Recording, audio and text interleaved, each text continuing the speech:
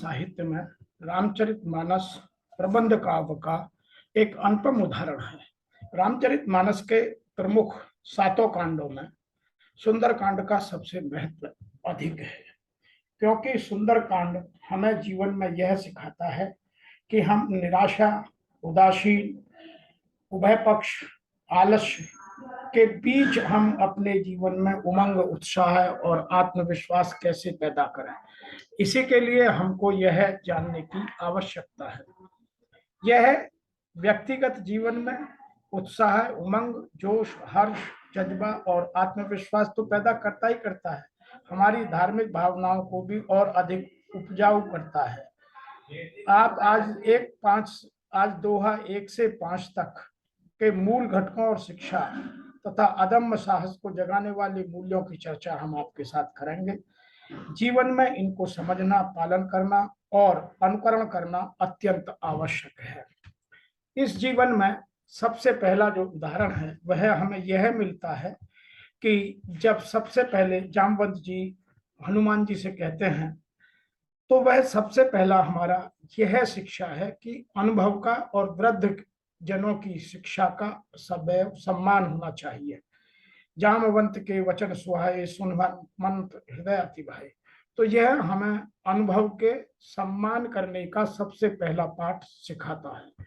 दूसरी बात करता है कि आपके जो भी इष्ट हैं उसमें आपका दृढ़ विश्वास होना चाहिए, और जब तक आपका उसमें दृढ़ विश्वास है तब तक आप अपने कर्तव्य पथ से विमुख नहीं हो सकते।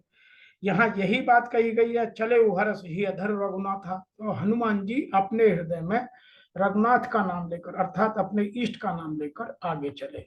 तीसरी बात करती है कि यहाँ जो भी हम अपना काम करें वह पूरे जोश, उमंग, उत्साह और पूर्ण मनोभाव के साथ, मनोदशा के साथ काम करें, ताकि हमें उसे कोई उसमें यदि आपत्ति आए या कोई आपदा आए या कोई उसमें कठिनाई आए तो हम उसका तुरंत निराकरण कर सकें, और उसमें हमें अपने आप को, जोश को, उमंग को, उत्साह को कभी भी कम ना होने दें। तो यहाँ यह बात कही गई है कि कौतुक कूद चढ़े उता ऊपर।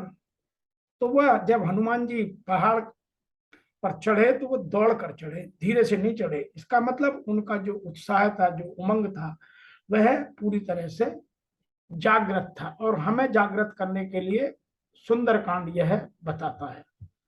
सुंदरकांड हमें यह भी बताता है कि जब कभी हम अपने काम पर लगे हों, जब अपने किसी भी शुभ कर्म में जुटे हों, तो उस समय हमें वैभव से मुक्ति और अपने कार्य की प्राथमिकताओं को सदैव ध्यान रखना चाहिए।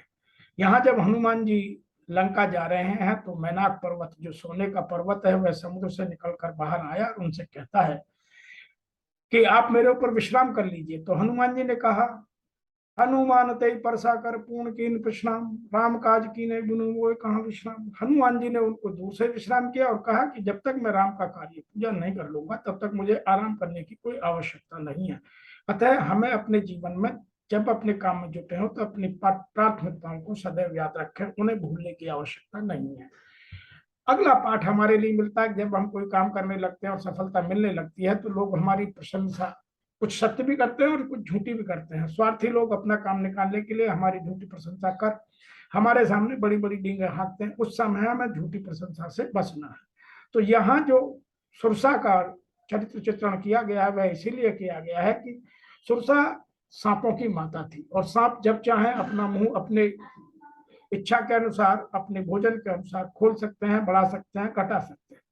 तो जब उनका सुरसा से मुलाकात हुई तो सुरसा ने पहली बार 1 योजन का, फिर हनुमान जी 2 योजन के बने तो वो 64 तक चले गए। फिर उन्होंने कहा कि मैं इस तरह कब तक करता रहूंगा। तो हनुमान जी छोटे बने और उनके मुख में घुसकर बाहर निकल आए और उनसे कहा कि माता, मैंने आपका काम कर दिया, अब आप मुझे जाने दें। तो यहाँ हमें शिक्षा यह मिलती है कि हमें झूठी प्रशंसा से बचना है और बड़े से छोटा बनना है। जब कोई हमें जबरदस्ती स्वार्थवश बड़ा बनाने की कोशिश कर रहा हो अपना काम निकालने के, तो हमें छोटा बनने की आवश्यकता है।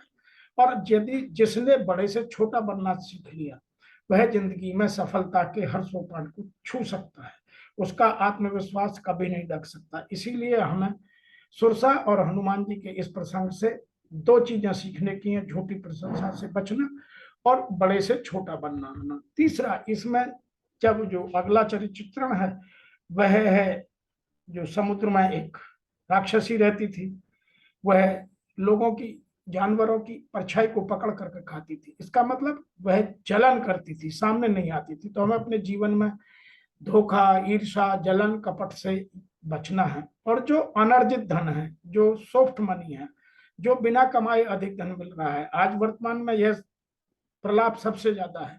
लोग मेहनत करना नहीं चाहते और अनर्जित धन को कमाना चाहते हैं। तो उससे सदैव बचने की बात कर रहे हैं कि हमें हमेशा उस सब को, जैसे हनुमान जी ने निश्चरी को मार दिया और आगे बढ़ के, हमें भी इन सबको अपने जीवन से निकाल कर बाहर फेंक देना चाहिए और अपने कर्तव्य पथ पर आगे बढ़ना चाहिए। यह आत्मविश्वास बढ़ाने का सबसे सुगम, सरल और सौम्य साधन है।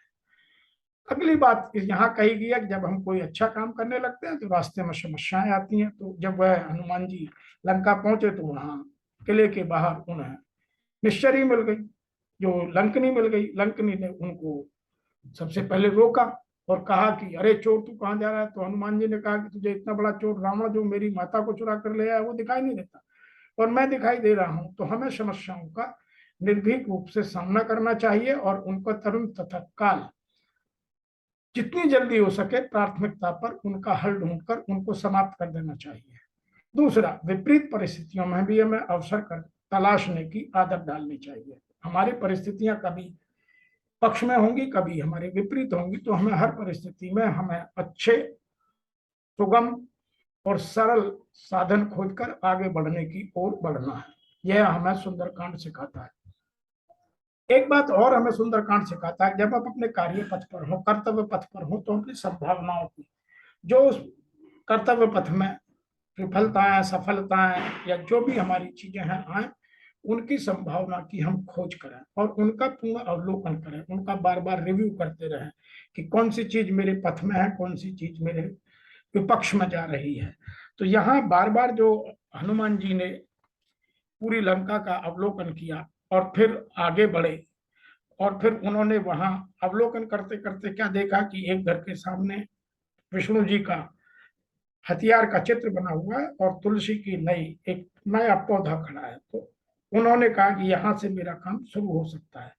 तो उन्होंने विपरीत परिस्थितियों में, जहां उनके पास कोई डेटा नहीं था, कोई सूचना नहीं थी, कोई ज्ञान नहीं था, उनमें भी अपनी इस अवलोकन शक्ति के आधार पर, जो अपनी ऑब्जर्वेटरी पावर है, इसके आधार पर अपने आप को सूचनाओं का संग्रहण किया और फिर उसका यूज किया। और जैसे ही हमें अवसर मिले तो हमें अवसर का तुरंत पालन पकड़कर उसका अपने जीवन में यूज करना चाहिए, उस पर तेजी से कार्य करना चाहिए, अवसर को गंवाना नहीं चाहिए। हनुमान जी हमें यहाँ यह बताते हैं कि जब आपको जीवन में अवसर मिले तो उसका तुरंत उपयोग कीजिए। और यहाँ यह बात जो हनुमान जी द्वारा कही गई है, बाबा तुलसीदास जी ने लिखा है, राम आयुध अंकित ग्रह शोभा बरन न जाए, नव तुलसी का वृंद हैं देख हरस का प्राय। तो उनके मन में बड़ा खुशी हुई कि हाँ, मेरे मतलब की जानकारी मिल गई। तो आज की शिक्षा में इतना ही। फिर आपसे शीघ्र मिलते हैं 6 से 10वें दोहे तक की शिक्षाओं को लेकर। तब तक के लिए आप सबको मेरा सादर नमस्कार। और मैं आपसे निवेदन करता हूं कि आप मेरे चैनल को सब्सक्राइब करें और अपने उन मित्रों को, उन बच्चों को, उन युवाओं को, उन युवतियों को भेजें जिनमें आत्मविश्वास की कमी लगती है। वह रामचरितमानस के इस सुंदरकांड के द्वारा अपने आत्मविश्वास को चरम सीमा तक बढ़ा सकते हैं। और जिन लोगों में आत्मविश्वास है वह उनका सदुपयोग